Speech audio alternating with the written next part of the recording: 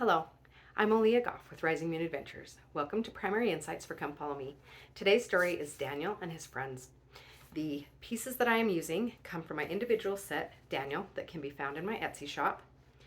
The script that I am using is included in that set, and I adapted it from the Bible for small children. Daniel and his friends. A long time ago, in the land of Jerusalem, there lived a young boy of royalty named Daniel. One day, he and three of his royal friends, Shadrach, Meshach, and Abednego, were taken captive and carried off to Babylon.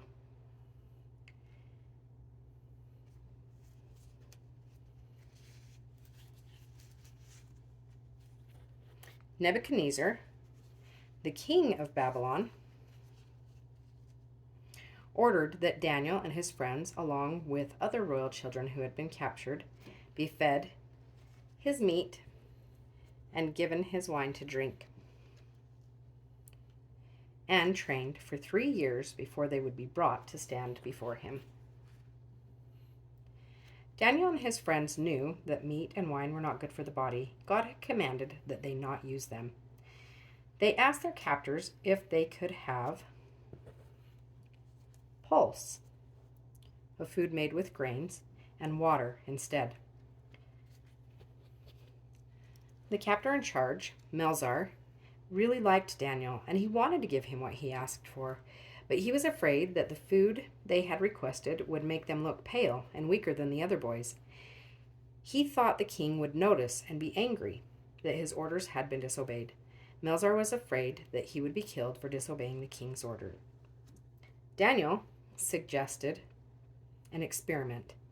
He and his friends would eat the pulse and drink water for 10 days, while the other boys